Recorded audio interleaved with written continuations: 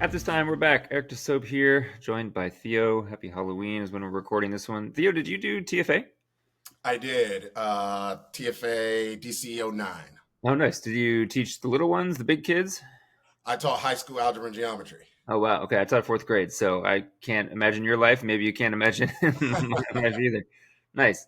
And then you eventually kind of pivoted into talent in the ed space. Kind of talk me through where you ended up in DC. Yeah, so I ended up in talent after my third year at TFA. I was thinking about and reflecting on my time in my school, which was an independent charter high school. Okay. And with that comes challenges, right? We don't have a feeder school. We don't have some of the kind of home office supports. And so when we lost teachers, backfilling teachers was really kind of networking and not necessarily uh, a strategic Hmm. process.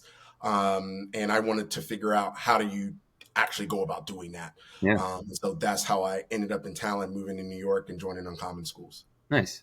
And then what was the kind of biggest revelation moving into that world? Was it around network is the only way to go? Did you have to build some longer pipelines? What kind of things did you have to crash course yourself on? Yeah, I think it was a mix of not only pipelines but also kind of selling your product, right? So we would go out to TFA regions or different conferences with leadership and have them actually deliver professional developments, and I think.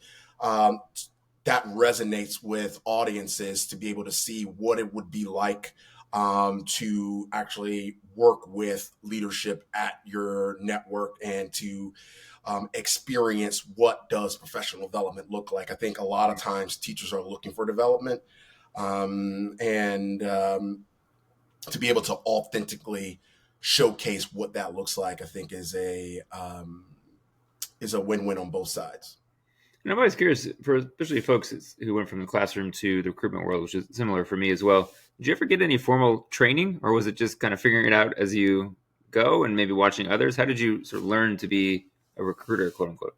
Yeah, I feel like I was blessed in this regard. So Hmm. I learned from Kara, who was on your podcast. Yeah. She definitely gave us the foundations and the development in recruitment, the best practices, all of those things that I still use on the for-profit side today. So for me, I've heard of others kind of learning as they go, and I think that is a pathway for a lot of folks. But for me, I was able to come in as a associate director and really learn under Kara, and that was just a amazing opportunity. Yeah. So talk me through the eventual move from the ed world into the world you're in now, which is for profit, and we'll talk a little bit more about specifics in a second. But what kind of things were you prioritizing in your life and your career that led you to make that change? Yeah, I mean, professional development again, right? So for me, it was wanting to continue to develop in the kind of talent space more broadly, not just necessarily within recruitment, Hmm. but other components of HR. So I wanted to do that. I obviously wanted to pressure test and see how my skill sets translated from kind of the ed nonprofit world into the for-profit sector. And I think also for me, kind of work-life balance. I think everybody kind of post-pandemic was kind of thinking about what does that look like for them. And for me, at that point in time, it was, I kind of enjoyed working from home. And I had bought a house at that point. So the opportunity came across and it all aligned. And that's how I ended up in the seat that I'm in now. How do you feel like you were able to successfully convince people in the for-profit world that your ed world experience and all those years in the classroom and recruiting in common other places would translate to outside of the ed world? I feel like I hear hesitation from folks who have only recruited in one sector trying to make a jump. What do you feel like made the case for you? Yeah, I'm not going to say that it's easy to do. So I think that is one thing, and I think there are stigmas around work in nonprofit or government. Those trying to get into the for-profit space.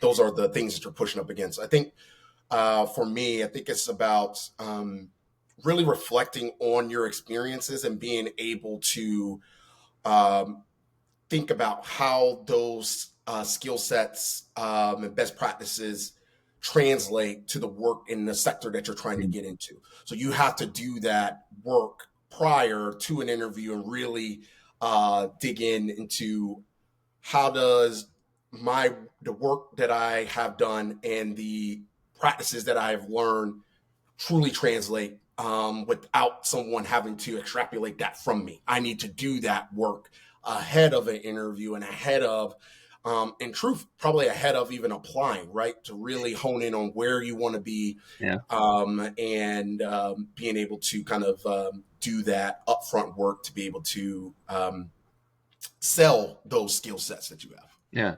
So give folks a scoop where you're working now and what it means. I was looking through it and I'd see word like fractional and these kind of pieces that folks may or may not know. Give folks a scoop.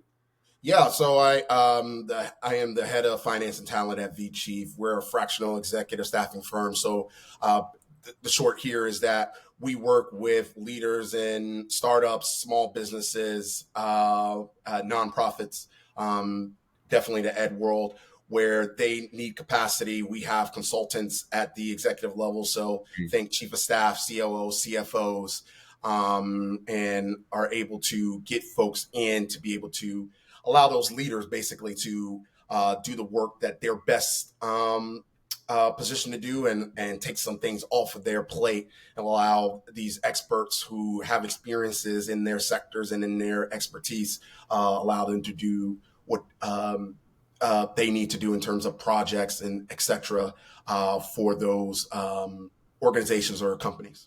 So the experts, do they agree to be exclusive with you so that if any time you ping them like, hey, I got an opportunity at this company, they're available to take it? Or can they kind of be their own free agents and they may work with your company or a different company for another thing? How does that work on their end? Yeah, they're 1099, so we don't.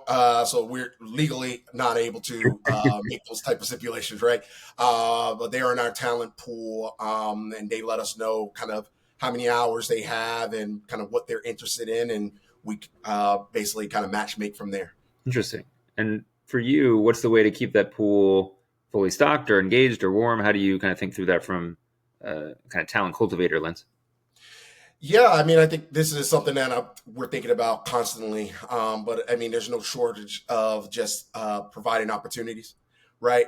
And also development opportunities. So I think again, everyone's craving development, right? Mm. So we launched a consultant mastery series for Hmm. our consultants to help. A lot of them again are shifting into the consultant space for the first time, Okay. right? So going from employee to consultant is very different. So making sure that they have the tools that they need in order to successfully support clients is an important.